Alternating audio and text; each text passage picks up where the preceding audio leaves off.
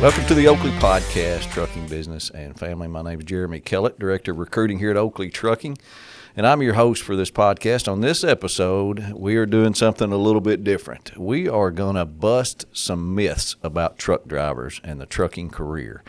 And I think we're going to get into several things about, truck drivers are uneducated. Truck drivers are outlaws. They don't drive safe. They don't make any money. We're going to touch on these a little bit to try to give the general public, our listeners out there, to exactly what goes on in a truck driver's daily routine in his life. And just so people understand what truck drivers are and how good they are and how good people they are, safe drivers and all that. And to do that, I got Kevin Hensley sitting in here with me. Appreciate you sitting in here with me, Kevin. He's got 20-plus years. I needed somebody. I've been wanting to do this episode because I've gathered up some information, but I didn't want to do it by myself because I've never driven a truck. So I needed somebody with some experience to help me understand these and explain them a little bit better than me. So, got Kevin sitting in here. How long? I'll just let you tell who you are and how long you've been driving. Kevin, go ahead. Well, I'm Kevin Hensley. I've been driving since '01. Before that, I drove a little bit commercially. I was pulling RVs with my dually. And then 9/11 happened. So that kind of shook everybody. Holy mackerel, what's going to go on? Is people going to still buy RVs? So I said, well, of course, I come from a long line of truck drivers. My dad, my uncle, my grandpa. It was pretty much. You knew what you was going to do. Well, I didn't really know because I planned on going into the Air Force. And that didn't pan out, and not because it's just different avenues that I went down. But mainly, the 9/11 scared me because you didn't know what it was. At that point, terrorism had just kicked off. You didn't really know a lot about it. So you didn't really know if there was fixing to be a war or whatever. It's not every day that you see planes flying into buildings. So I said, well, maybe I better do something else. And, of course, I'd known about trucking. Everything you get in your house comes in a truck. So I went to truck driving school. Luckily, I'd saved enough money. Hot shot in RVs. Went to truck driving school, and the rest is pretty much history. Started with James Young over there out of Weatherford, Texas. Hauled chickens up to the Northwest. So you've been pretty much doing over the road for all your career, most of it?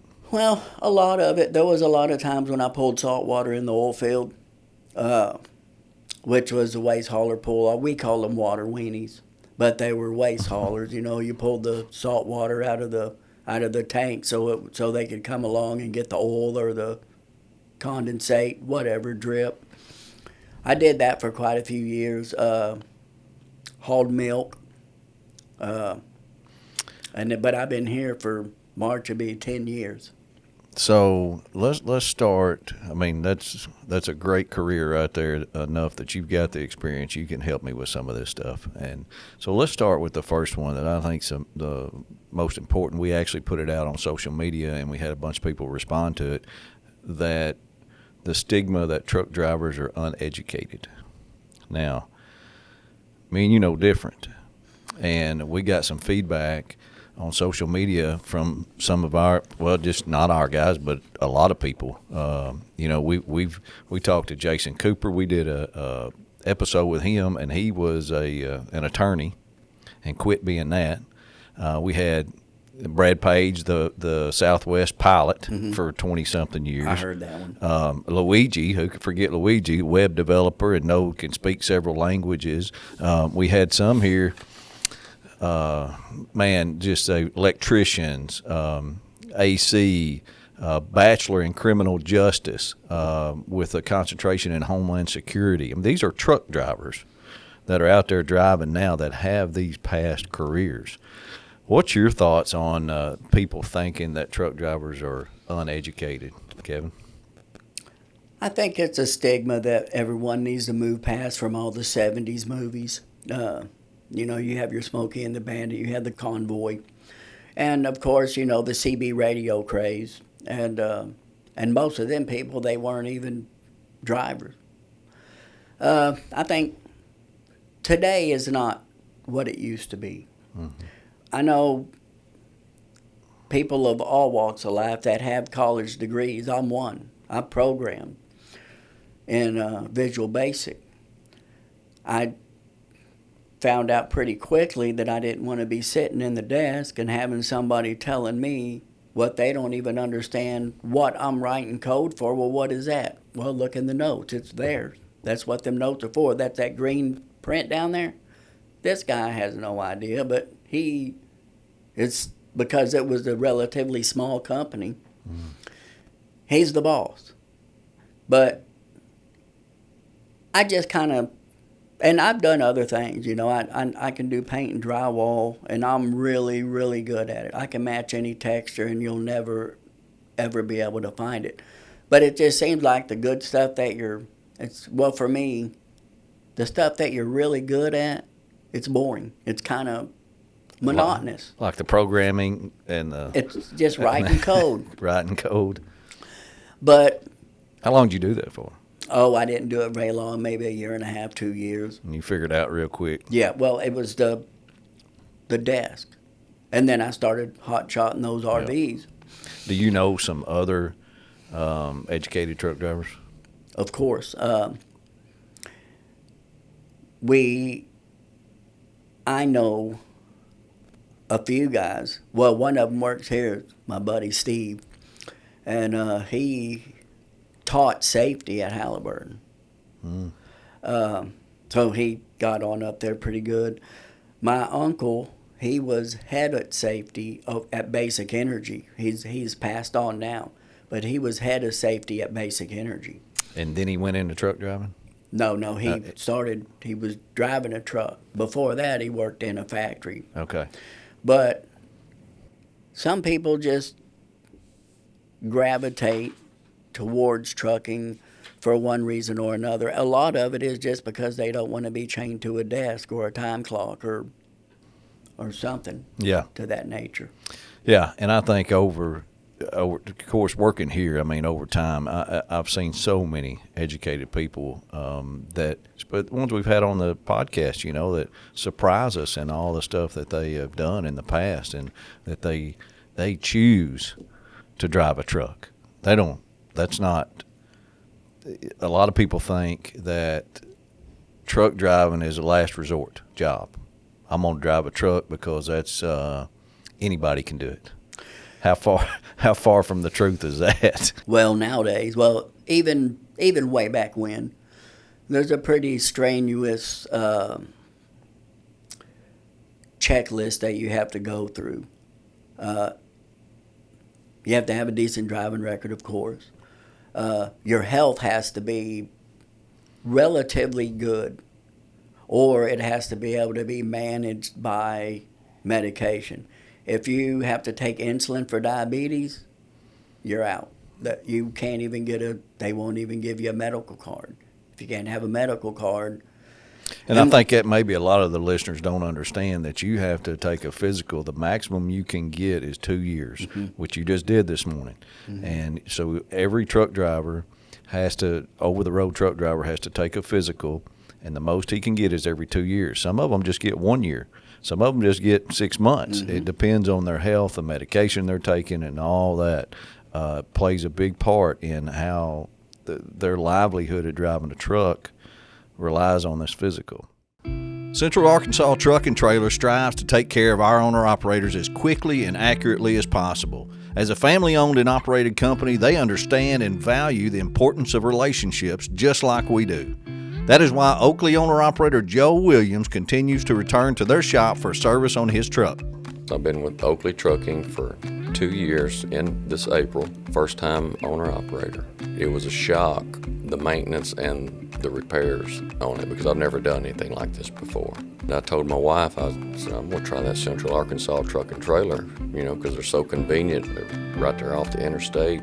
right down the road from Oakley Trucking, and I talked to Nathan, and being an owner-operator, he tries to get the owner-operators in and out as quick as possible because he knows if we're not rolling, we're not making money. If they tell me they can get my truck in at a certain time, they get it in at a certain time. If they tell me, well, it'll be ready at this time, it's ready at that time. So I can really count on them. They're competitive with anybody around, probably better than most. Next time your truck needs serviced, give Central Arkansas Truck and Trailer a call at 501-568-2185 and let them know you heard it here on the Oakley Podcast. Going that direction, I kind of got off of what I wanted to talk about, but so many rules, Kevin. So explain to some of the listeners all the stuff, the rules that you have to go by on a daily basis to drive a truck. Well, not counting your health, you have to keep up. I think it'd be easier just to go through what you do when you first get up. Of course, you get up.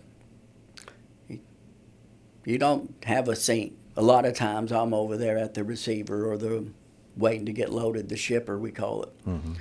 So you get up, you kind of wipe the sleep out of your eyes, you brush your teeth the best you can, rinse it out.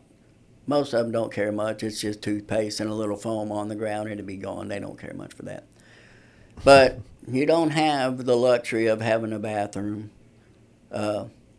porta potty a lot. But when you get up, even on the best case scenario, you'll go in there, you brush your teeth in a truck wash sink with everybody around you. So basically it's kind of like a prison almost because you have no privacy in there. Mm-hmm. You do when you use the bathroom, you go in there and close the door, of course. But you get up, you take care of your hygiene, of course, then you come back out. You got to remember to start your clock on your electronic log, so you're very limited about what you can do. 11 hours driving, 14 hours daily unless you get a 2-hour break, and then it will extend it to 16. But then you walk around your truck, you pop your hood, you check all your fluids, your steering knuckle, your tires, your lights. Make sure your truck is in good, safe, operating order. And then after that, then you can go ahead and start driving if you know where you're going. If you don't, you pull out the atlas, which it's a lot easier now. We have this phone and it's got maps on it. But then if it's over 8 hours... So younger people are Googling Atlas right now. Mm-hmm. Yep. Motor carries Atlas, matter of fact. But you have to plan your day. Because after 8 hours, you have to 8 hours of driving, you have to take a 30-minute break. You have to, or you're in violation. So you have to plan your day. You have to figure out where you're going to stop to take your 30-minute break. You have to figure out, if you can't get to the shipper, you have to figure out where you're going to stop so you can get off the road. Because if you're over hours driving, and even if someone hits you, they're going to deem it your fault because you shouldn't have been there. You should have been parked somewhere. Yeah, and that plays into the thing that a lot of people, like you said, the old stigma of truck drivers are not safe. They're outlaws. They're run people off the road. They're going to change lanes when they want to. And you're sitting there talking about walking around your truck, checking the steering knuckle, checking the tires, checking the lights, checking the fluids.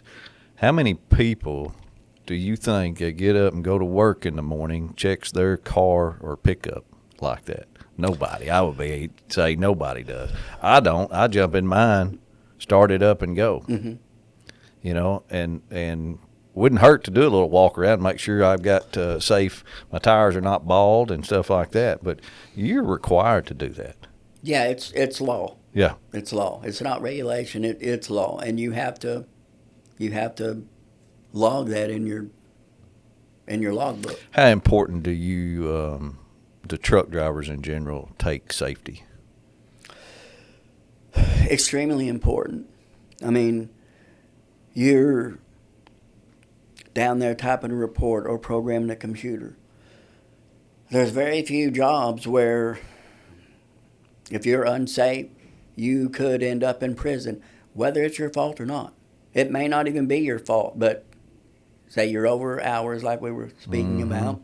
Somebody hit you and they kill themselves. Well, chances are you're going to be locked up for involuntary manslaughter. Cool. It wasn't your fault, but you should not have been there. Yeah. Even if you are on legal time and you've done everything right, well, people don't realize you're running 80,000 pounds or real close to it. You can't, even with today's disc brakes, and they are much better than drum, you still have a certain amount of space that you need to be able to stop that vehicle. Well, if somebody pulls out in front of you and they slam on their brakes or they're not paying attention, now all of a sudden, because there's a car in front of them, or maybe it's a semi or something, hopefully there's enough time that you got to where you can stop. But just doing your job to the best of your ability can get you incarcerated at no fault of your own, just because you're out there.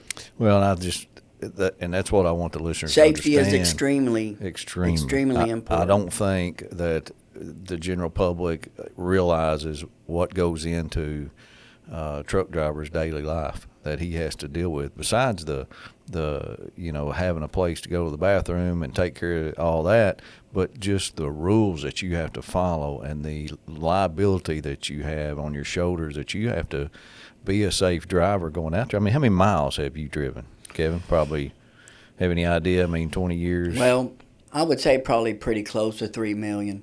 Yeah. The average is about every 10 years, you'll get about 1 million every 10 years. That's about right. Of course, when you... So I want people to all right, think of that right there.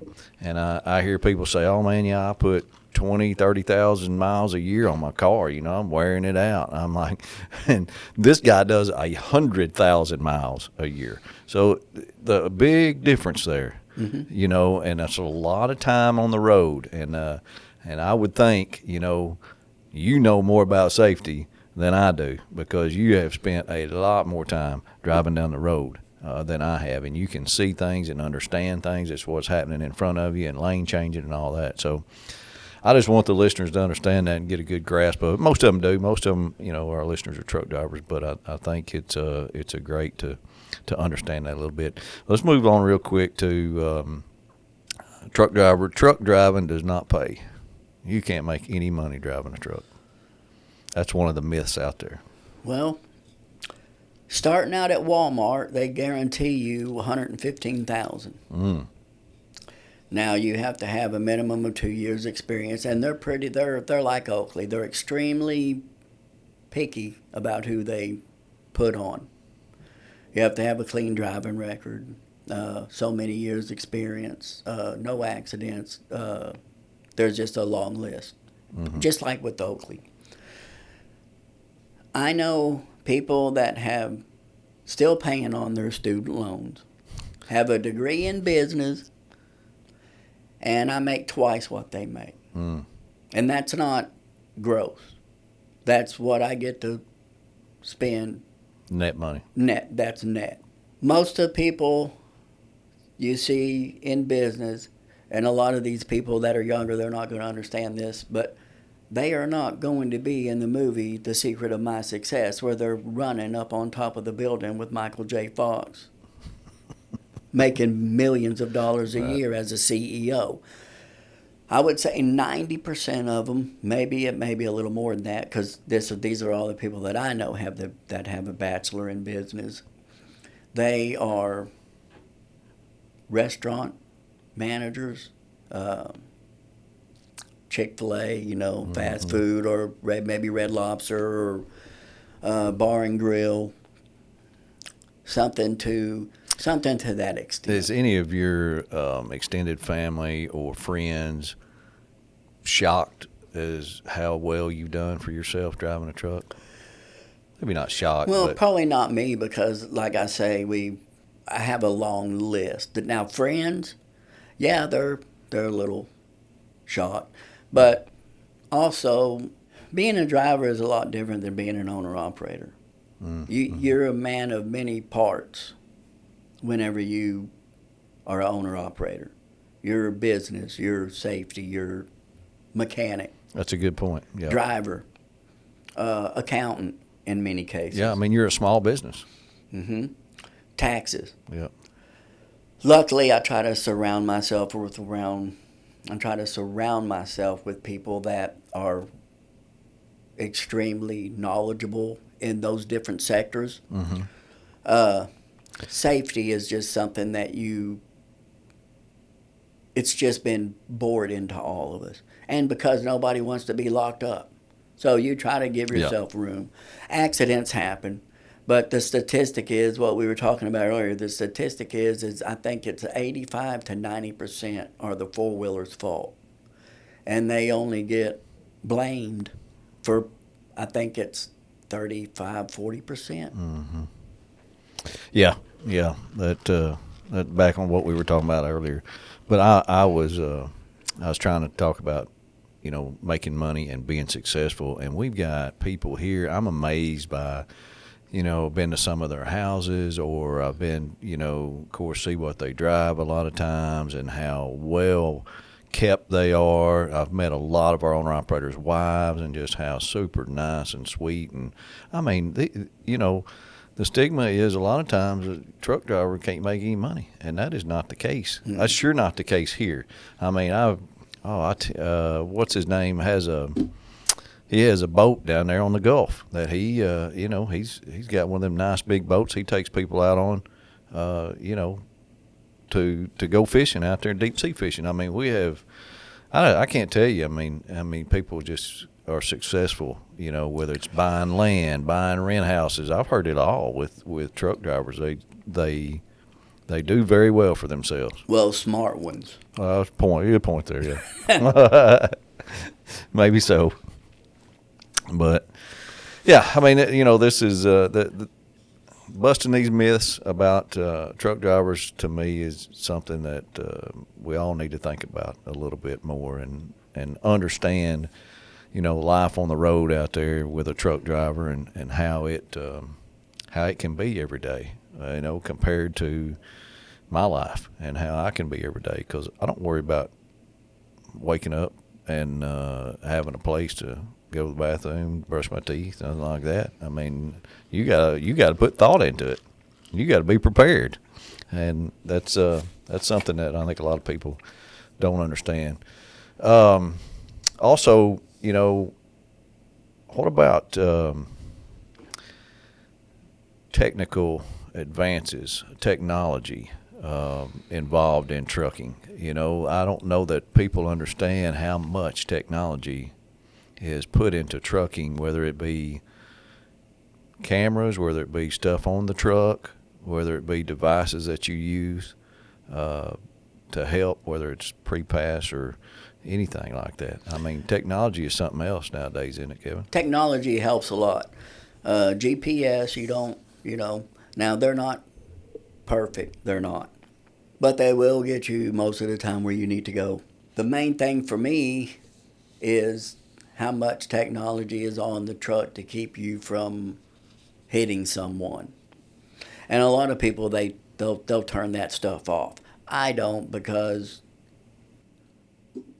I'm a little shorter in stature, so I can't see quite above there and still have my feet touch the pedals. You can air up your seat, but you still got to be able to touch your pedals. But I have something on my 23 Volvo that if I turn my right blinker on, it will honk loud if someone is there. So that's a big thing. It helps. But mainly you're just constantly looking in your mirrors, and it's just habit. The technology has come a lot, and some of it good, some of it bad. Yeah. You don't hardly ever see anybody in a passenger vehicle that's not driving on their phone. Some people will be texting, be driving with their knee. So technology is good and bad. It's wonderful in the right hands. But I think a lot of it is people just so used to being, like, for you and I, we didn't have a cell phone when we were kids. So for us, it's not that big of a deal to put the phone down. But when you think about kids that are just now getting their license, that's all they've ever known is a phone. But, I mean, there's stuff that, like also in my truck, if somebody slows down, it will slow down for you. It will keep a gap between the vehicle in front of you and your vehicle. It will slam on the brakes if need be to keep you from hitting someone. Just reading about it in the book when you first get the truck, it's just incredible what they have in there to help the driver. The phones is not the best thing.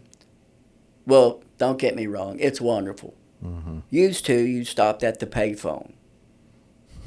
You called home, you was there on a minute or two. You called dispatch from the payphone. Well, you might be there 30 minutes because everybody is waiting to use the phone. You're not the only driver out there. So it's changed a lot, and these things have helped a lot, but they also hinder in the wrong hands. There are laws that we have as a commercial driver that they don't. We can't be talking on the phone at all unless we have a hands-free device or a headset.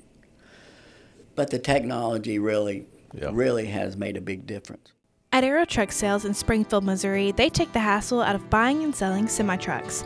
No matter the manufacturer, the style of cab, or the type of engine under the hood, they can make you a fair offer on your semi-truck with no games or gimmicks.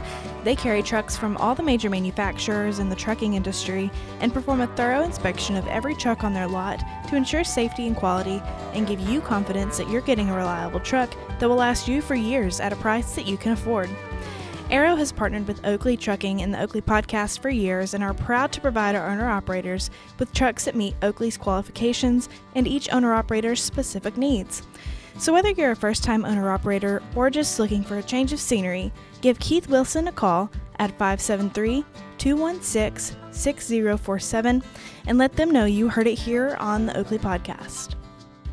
One more thing a lot of people think about truck drivers is that they're lazy and they just sit all day. Well, we do a lot of sitting. I wouldn't say that we're lazy. There's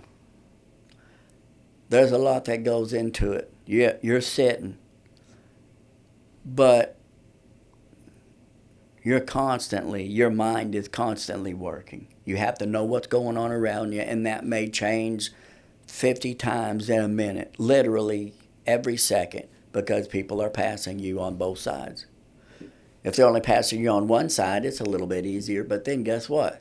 Now you got to keep an eye on the ramps, the oncoming ramps, because a lot of people, they're gonna just get on, and the speed limit's 70. Everybody remembers in the book, you're supposed to be doing the speed limit whenever you merge into traffic. Oh no, they're doing 50. Yeah. So now I got to stop 80,000 pounds like pretty quick if you're not paying attention. So as far as physical, it's not too horrible. I mean, what we do here, we do dry bolt, so you have to get out there sometimes and sweep. And a lot of that stuff that won't fall, it's because it's heavy, like azomite. I'm fixing to go load some azomite. Yeah. It's a mineral, and it's extremely heavy. Well, it don't want to slide. You got to slide it somehow. Mm-hmm. Mostly it's elbow grease. Mm-hmm. But I guess lazy is relative. At the end of the day, you're probably just like anybody else, exhausted. Oh, sure. Mentally, it's mentally taxing, for sure. Because in a day, you're going to do 500 miles? Hopefully, yeah. you hope to. Yeah, about 500. Hopefully. Man. It's always amazed me that you want to do 500 miles, and then the next day you want to do another 500 miles, and I'm like, man, I can't. I keep waiting for the teleportation so you can just walk in and just go over there. That'd help a lot, but then they'd find a way not to pay you. So, what do you think about the future of trucking? I don't know. That's a loaded question, isn't it? It's something that, and it just depends on. I mean, the after treatment system, I remember walking through the truck stop and your eyes watering because everybody idling. There's still a lot of people that idle, but your eyes are not watering. I like clean air. I'm not a tree hugger by any means. Mm-hmm. But I think there is something to be said for not, like, if you ever go to Venezuela or a third world country, all of the equipment that they have to move their freight over there is trucks that they got here back in the 90s. And you'll get behind one of them, and you'll be pulling a hill, and your eyes will water. And they haven't because of the exhaust. Because of the exhaust. And they've not did anything to that truck that wasn't running around over here in the 80s or 90s or, yeah, probably late 90s. They started cleaning everything up about 2003, I guess it was. With the autonomous, I don't think that's going to come really, really soon. Yeah. And if it does, electronic trucks is going to be, even, I think, farther down the road. Now, once they ever figure out the solid-state battery, it's going to be a game changer. But right now, we just don't have the battery technology to be able to run something as heavy as we need to pull, as many miles as we need to pull. And, I mean, I think we're pretty safe as drivers having a job. Yeah. But as far as the future,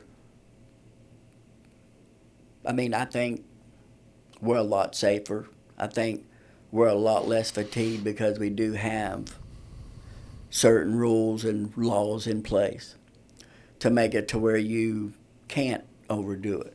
But, I mean, I'll be honest with you, if I get tired, and there's some days you don't drive 3 or 4 hours and you're just, holy mackerel. But I don't care. I'm going to pull over and I'm going to go to sleep. I'll unload it the next day. Mm-hmm. I mean, I hate to do that for our customer, but it's not going to help them if it's sitting over there in the ditch because I fell asleep. That's right. Nobody's getting nothing then. Yep. So just to me, it's just better to be safe. Now, in 10 years, I've never, ever not gotten a load there on time. So I'm doing pretty decent. Yeah. But you just don't never know. And there's just so much that goes on out there. And we're only human. That's right. But you just got to be smart. Yep. I mean, there's nothing worse than having to worry about somebody. I mean, you know, we want to portray truck drivers are great, but there's some idiot truck drivers out there. There's some guys out there that don't need to be driving a truck. Mm-hmm. There's some out there that who knows how they got their CDL. Those are the ones that give us a bad name. Mm-hmm. The guys out there that are doing it illegal, the companies that are out there doing things illegal that don't keep up with the guidelines like they're supposed to, because the companies, that's a whole nother episode of what we have to do as a company to abide by the FMCSA guidelines. You know, that's a whole nother thing there that we have to do in this office. But those people that are out there that give good owner-operators and good trucking companies a bad name, I would sure like to get off the road somehow, because they're not helping us. But it's probably in about every profession you can think of. There's somebody like that, you know, that gives the good ones a bad name. But I can tell you here, we got a bunch of good ones here at Oakley. I mean, you're proof in the pudding right here. Well, thank you. Yeah, I mean, you do a great job, and that's why I wanted you on here, because I knew you can explain some of this stuff a little bit better. I mean, because, you know, we go through these, and we know that there are educated truck drivers. They do make money. They are safe drivers. They are not lazy. I mean, I just wanted to, I knew it, but I just wanted to prove it and get somebody in here with some experience that could explain some of this stuff to me, and I appreciate you doing it. You did a heck of a job. Well, thank you. So before we get off of here, a little tidbit that I had no idea, that you still race motocross. Yes, I do. How long have you been doing that? I got in it late. Now, I've been riding since we were probably 8, 9. We had little trail bikes, but probably late 2012, right around Thanksgiving of 2012, I started racing. I race a 17 model Honda CRF 450R. It's just a lot of fun. It keeps you in shape. You go to these races, I mean, are they during the summer? Or? Well, it's summer, fall. You can find a race just about every weekend. I try to limit my racing because my wife's at home. And it's just not fair for her to drag her around and do racing and nothing that she likes to do. So we try to make it a happy medium, Yeah. you know. I go. So it's just like, is it open races that you can just pay to get in? Yeah. You very few in the amateur that you have to qualify for. Now the state, like I went to state in 22, I had to qualify for that. I got 11th in the state. Texas. Texas, yeah. You have to qualify for some, but for the most part, you can just go out there and just pay your money and just have fun. Yeah. And that's what I do. I don't push the limit. It's just I just go out there and pay somebody to ride my dirt bike and to have fun. Do what you like to do. Well, it costs so much to maintain a track. I have the land, but it's just costs so much. And time, by the time you got it ready to groom, you'd be too tired to ride. So what fun is that? I just basically give them my money, go out there, and there's lots of people that I only see at the track. It's like a small family community. So just around the state of Texas a little. Yeah, Oklahoma, Texas. There's a race out in New Mexico. I don't hit that one very far because it's like way out there. No. But there's different people that put on different, I guess you could call them series is what they call them. They're fun. It's just a fun thing to do. How old are you? 55. I'll be 56 in May. Well, you're in good shape for 55. I and try. that's why, I guess, because you ride a motocross bike. Well, it's pretty, it's intense. Your core, I mean, I played football, wrestled. It's the hardest sport that I've ever done. Really? Mm-hmm. It's the most physically demanding. And everybody thinks, well, you're just riding the dirt bike. Yeah, go out there and ride that thing for 8-10 minutes, and your heart rate is 165 beats a minute for 8 or 9 of those. Yeah. It's pretty taxing, but every year I get my 2-year medical card, so it's doing working, something. isn't it? It's working. Well, good. Always a good little tidbit to know about some of our owner-operators. Kevin, appreciate you joining me, man, on the podcast and giving us, our listeners, some good information and insight of what takes place out there every day and the guidelines that you got to go by and some of the challenges that not just you but all truck drivers face out there every day. And it's eye-opening, and I keep wanting to educate our listeners and people out there so they will respect truck drivers on the road as much as possible in the job that they do. So I appreciate you, man. Well, thank you. Yep. Hey, appreciate everybody listening to the Oakley Podcast. You guys are great. Hope you enjoyed this episode. Try to give you some good information, man, the best we can. I say it time and time again. It is getting tough to get content, but I just want to give you something good. I don't want to just put something out there that doesn't resonate with you a little bit. I want it to be good information. So, and I think this was, and Kevin sure did help get it across a lot better than I can. So, but hey, thanks everybody for listening. We appreciate you, and we'll talk to you next week.